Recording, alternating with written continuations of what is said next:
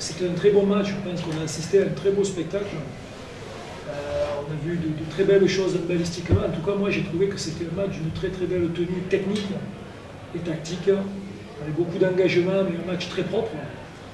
Je pense que c'est un peu, chaque fois qu'il y a des matchs contre Dunkerque, c'est toujours la semaine dernière, c'est un peu parti, il y avait eu beaucoup 17 fois 2 minutes, mais c'était vraiment bizarre parce qu'il n'y avait pas de nécessité d'avoir 17 fois 2 minutes sur un match qui était somme toute assez correct. Là ce soir, je trouve qu'on a vu vraiment un très beau match. On est très heureux de l'avoir gagné parce qu'on mesure aujourd'hui la valeur de cette équipe de Dunkerque et on sait que c'est une belle performance. Donc on est très heureux de cette victoire ce soir. J'expliquais tout à l'heure, la difficulté pour moi ce soir, elle est liée bien sûr à Dunkerque et à l'importance de ce match par rapport à ce qu'on a. Ce qui était compliqué aussi pour moi, c'était la gestion des joueurs. Parce que j'ai beaucoup de joueurs qui reviennent de blessures. On sait que quand on revient de blessure après des arrêts importants, ce qui est dur, c'est pas le premier match, mais c'est l'enchaînement des matchs. Et on sait aussi qu'on a un match très important et très difficile samedi après-midi. Donc j'étais sans arrêt avec le kiné qui m'a rappelé, voilà, lui là, attention, il faut sortir, il faut faire attention, lui il ne faut pas qu'il joue plus de 2 fois 10. Donc ça faisait beaucoup de paramètres à prendre en compte et ça a rajouté un peu au stress. Voilà. Ce soir, franchement, je pense ce soir qu'on a, par exemple, ce que j'ai dit aux joueurs, on a très bien attaqué en deuxième mi-temps. Je pense qu'on se fait peur à la fin parce qu'on sait que Dunkerque est une équipe extrêmement conquérante et qui ne lâche pas le morceau.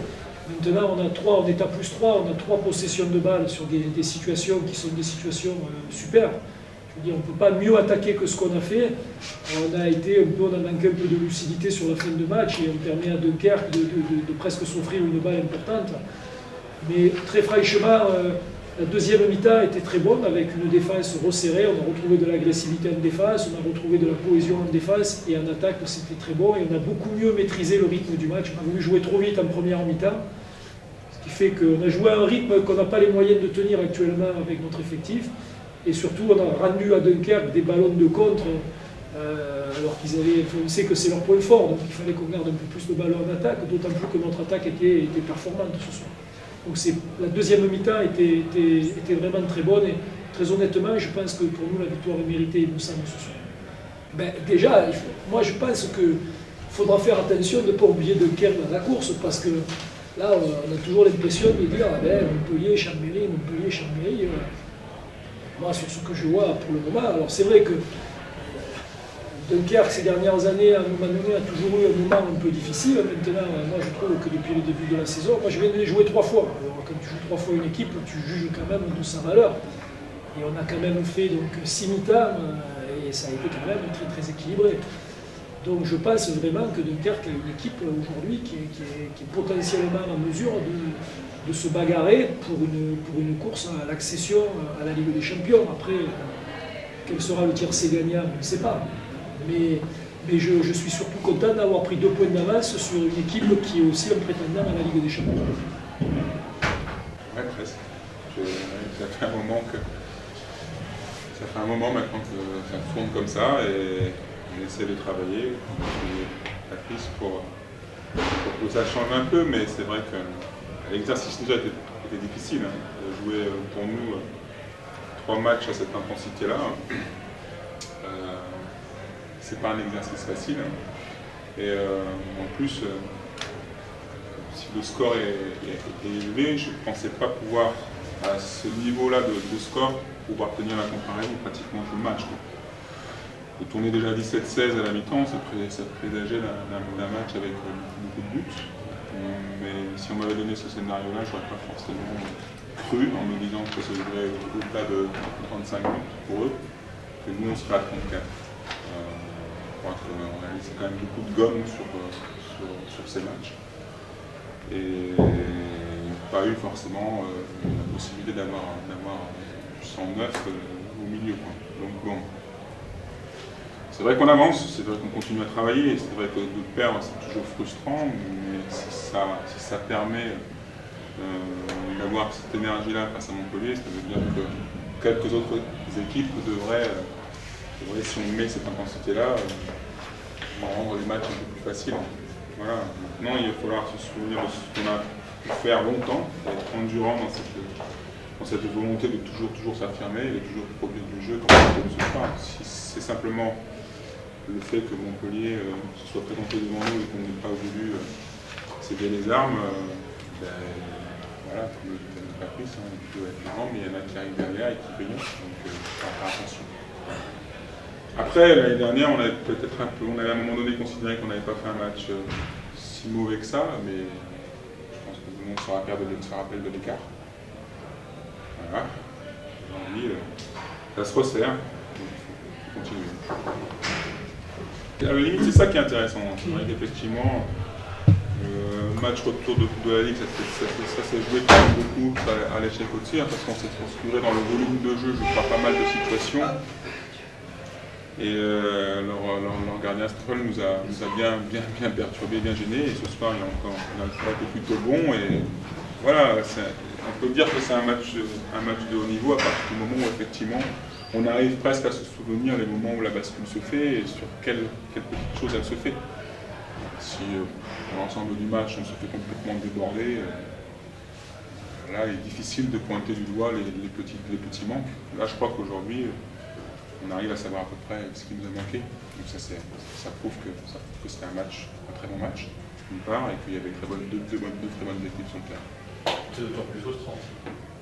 Oui, c'est frustrant, mais en même temps, voilà, ne rivalise pas avec Montpellier qui veut, hein, donc c'est frustrant, c'est sûr, on n'aime pas perdre, on est tous compétiteurs ici. Mais voilà, une défaite, si elle doit nous servir, il faut voir l'ensemble des choses. Il ne faut pas simplement partir de la frustration en gommant tout et en essayant de... Non, il faut se servir de ce match parce qu'il y a beaucoup de choses à en retirer. Et que Chambéry était le favori, donc je ne vais pas... Oui, enfin bon, oui. Et voilà. Et après, il y a deux outsiders, Montpellier et Dunkerque. Tu m'as dit aujourd'hui. Comment? Tu m'as dit aujourd'hui. Ouais, on a pris une courte avance sur le deuxième outsider et c'est très bien comme ça. D'abord, on n'est pas le maître étalon. Hein. Si. Ouais, fait bon, l'histoire de dire, je crois que l'histoire de dire, voilà, on va s'y mettre à tous pour faire tomber Montpellier, je trouve ça un peu bizarre. Voilà. Moi, ce que j'aime chez eux, c'est qu'ils ne parlent pas beaucoup et ils travaillent, quoi. Voilà. Et ils progressent. Donc c'est très bien comme ça. Et on n'est pas le maître étalon, c'est-à-dire que Dunkerque, ils ont fait 3 bons matchs contre nous. Si la semaine prochaine ils perdent, ils auront l'air malins. Et si nous on gagne ce soir et qu'on perd contre Dijon mercredi, on aura... Mais on ne peut pas dire que tu n'es pas le maître étalon, puisque de non, ce que je veux dire, c'est que ce que je veux dire aujourd'hui, c'est que je pense que ce qui est bien et ce qu'on voit, c'est que la valeur étalon, c'est le niveau européen et le niveau international. C'est ça la valeur étalon. Et qu'aujourd'hui, on s'aperçoit petit à petit qu'il y a des équipes françaises qui commencent à se décomplexer, à jouer de mieux en mieux au handball et à avancer par rapport à ça. Et ça, c'est une excellente chose. Voilà, c'est ça. Après, il y a aussi des joueurs qui progressent, il y a des joueurs qui prennent confiance, il y a des jeunes joueurs qui s'affirment petit à petit. Il y a aussi du travail qui est fait au niveau du recrutement. Il y a des joueurs qui aujourd'hui, qui viennent jouer en France, qui sont des bons joueurs. On est un peu aidé par la crise économique, ce qui nous permet maintenant de récupérer aussi des joueurs qu'avant on avait un peu de mal à avoir. Et surtout, ce que je crois, c'est qu'un club comme Dunkerque, ce qui fait la force de Dunkerque, c'est que c'est un club qui a compris depuis déjà quelques années que le travail, ce n'était pas uniquement un travail technique, c'est un travail à côté. C'est-à-dire aujourd'hui, s'ils ont cette équipe-là, c'est parce qu'ils ont un club qui bosse, parce que quand tu vas aller au salon VIP l'après-match, ils ont, je ne sais pas, plus de 100 partenaires, qu'ils ont des finances, et ça permet à Irine d'avoir des joueurs et de bosser dans de bonnes conditions. Donc ça, c'est très important. Si à ce titre-là, on a pu servir un peu, pas de référence, mais un peu de modèle, c'est tant mieux. Et après, la compétition sportive, voilà, elle a lieu. Maintenant, vous savez, on a dit par exemple, l'écart se réduit.